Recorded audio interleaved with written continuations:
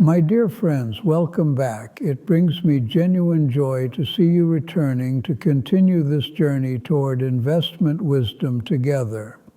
In our last conversation, we explored the vital concept of the margin of safety, your financial armor. Today, we take the next crucial step.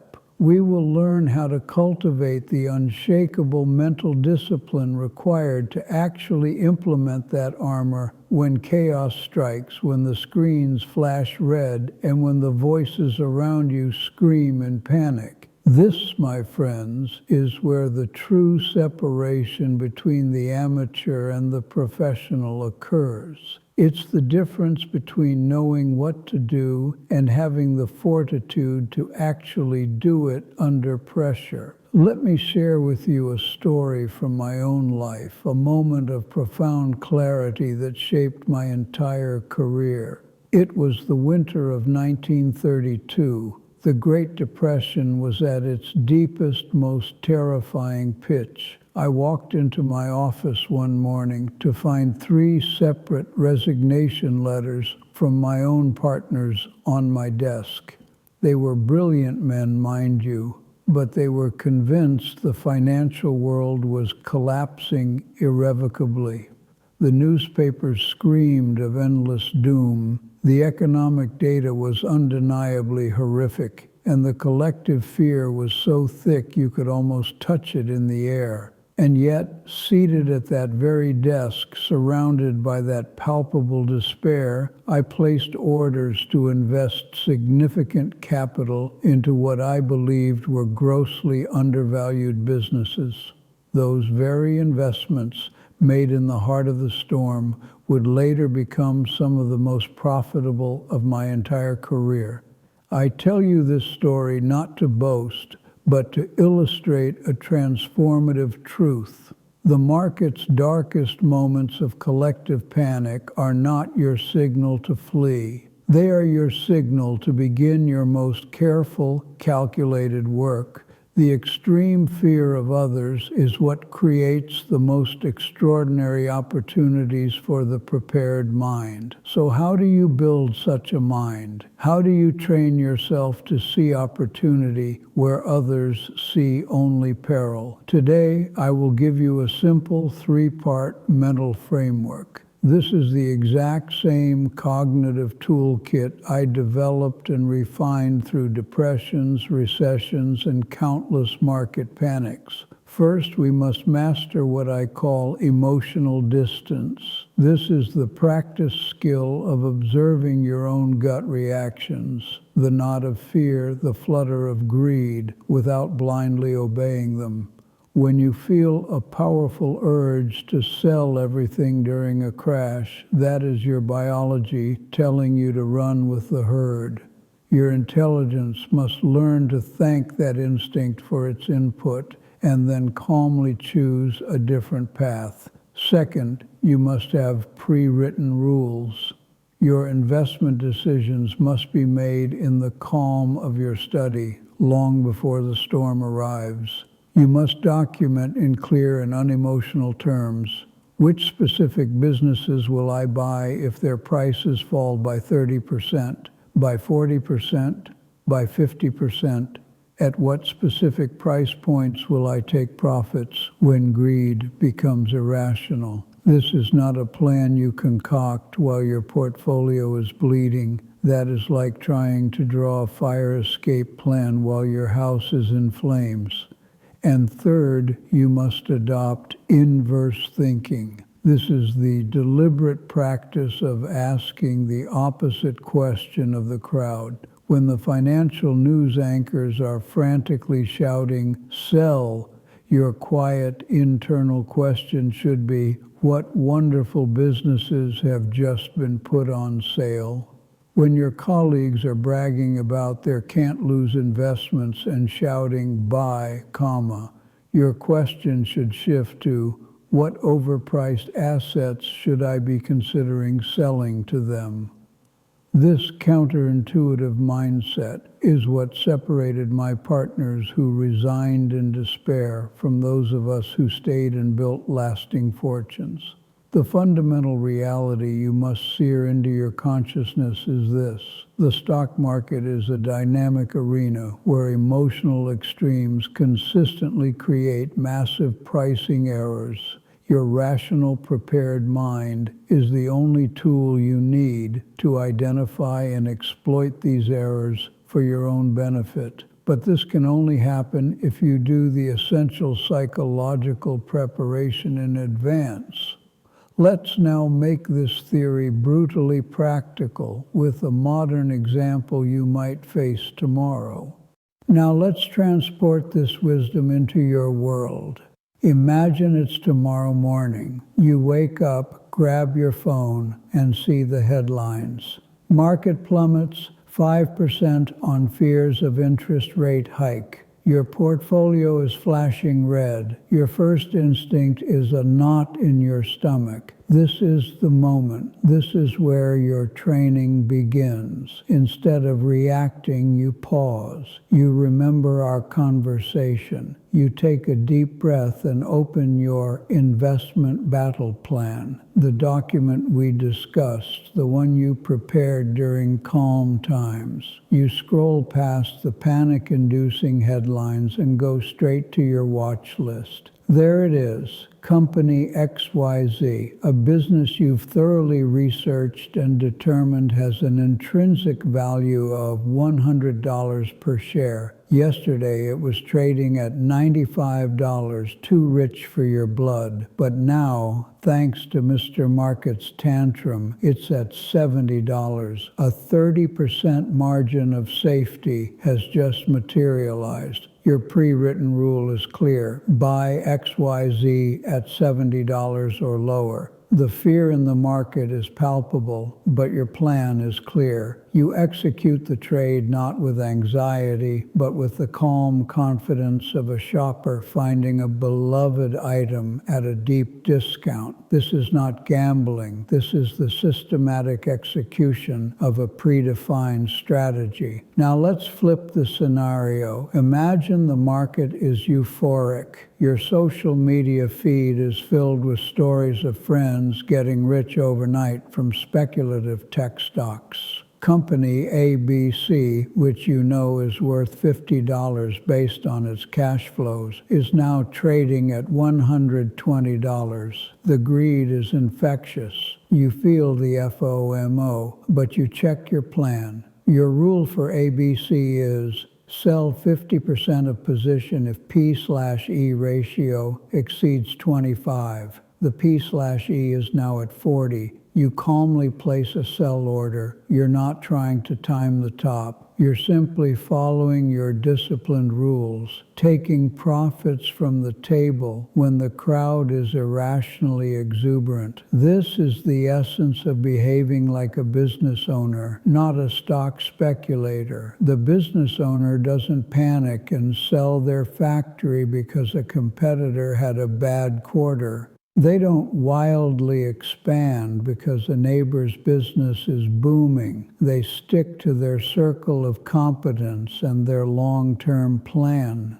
This disciplined approach does more than just protect your capital. It liberates you from the emotional roller coaster. It gives you the incredible gift of peace of mind. You are no longer a slave to the daily fluctuations of the market. You are a master of your own financial destiny, using market volatility as a tool, not a threat. In my next segment, we will delve even deeper into the specific psychological techniques you can use to strengthen this mental muscle, to make this disciplined response as automatic as breathing. Because the greatest investment you will ever make is not in a stock or a bond. It is in the unshakable, disciplined mind that knows how to navigate the storms.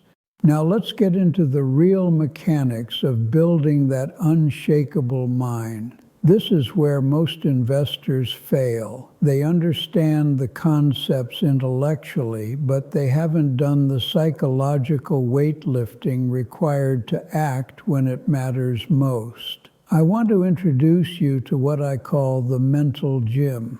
Just as an athlete trains daily to perform under pressure, you must train your mind to resist the siren songs of fear and greed. Let's start with a technique I used throughout my career, the daily contrarian journal. Every evening, I want you to spend just 5 minutes writing down the prevailing market sentiment you observed that day. Was it fear, greed, indifference? Then I want you to write down one rational action that contradicts that sentiment. If the sentiment was fear, your entry might be, today the market was fearful due to inflation data.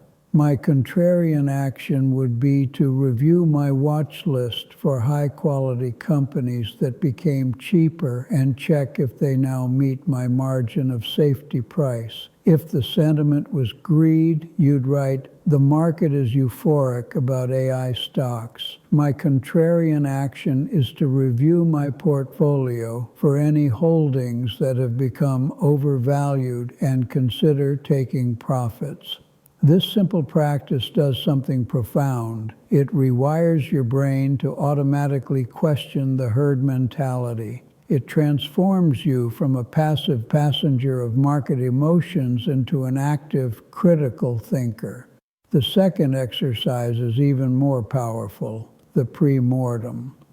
Before you make any significant investment, I want you to sit down and vividly imagine that 1 year from now, the investment has failed spectacularly. You've lost 50% of your capital. Now write down the story of how that happened. What went wrong? Did you overestimate the company's moat?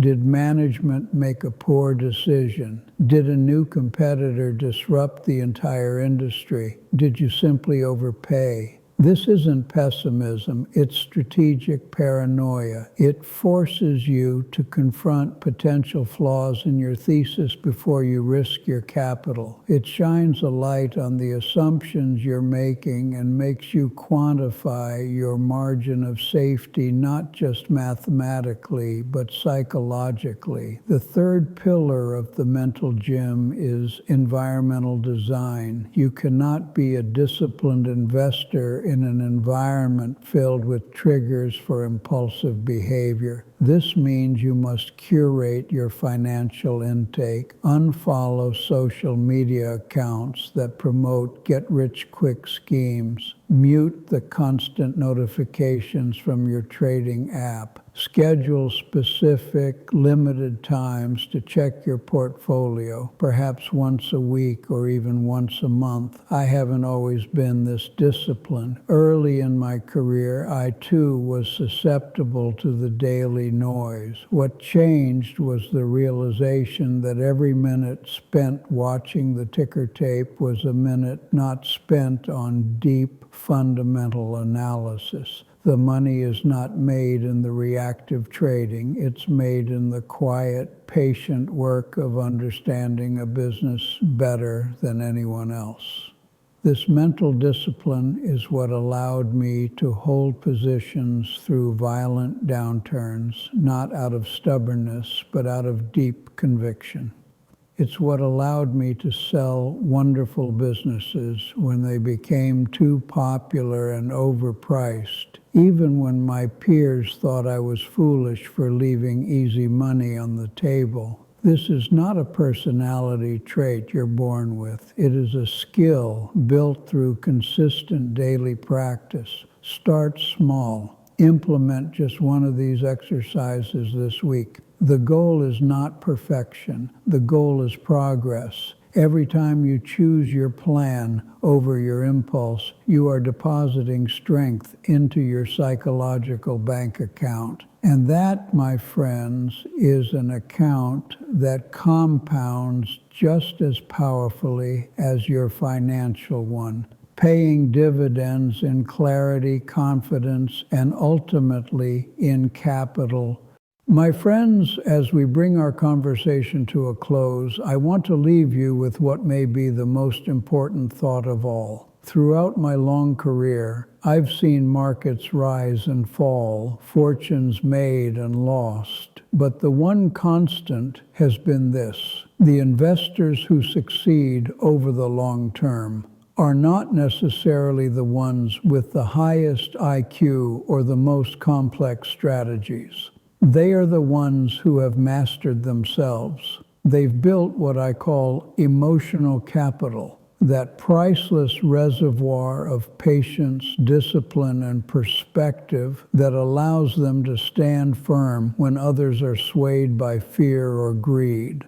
What we've discussed today isn't just about picking stocks. It's about building character. It's about developing the mental fortitude to see the world clearly when everyone else is seeing it through a lens of emotion. The daily contrarian journal, the pre-mortem analysis, the careful design of your environment. These are not just exercises. They are the building blocks of a mindset that will serve you not only in your investing journey, but in every aspect of your life where decisions must be made under pressure. Remember that the stock market is a wonderful servant, but a terrible master. When you approach it with this disciplined framework, you put yourself in the position of the master, the calm, rational business owner who uses market fluctuations to your advantage. The next time Mr. Market throws one of his famous tantrums, I want you to smile. I want you to remember our conversation and reach for your investment battle plan. I want you to feel that surge of confidence that comes from being prepared when everyone else is panicking. This is your path to not just wealth, but to true financial peace. The kind of peace that lets you sleep soundly through any storm, knowing your strategy is built on timeless principles, not temporary trends.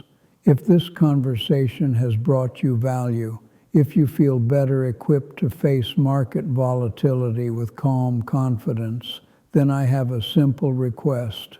Please share this wisdom with one other person who might need it. Click that like button if you're committed to building your mental gym, and subscribe to The Behavioral Investor so we can continue this journey together. The greatest lessons are those that are passed on, and your engagement is what allows this channel to grow and reach more seekers of wisdom like yourself.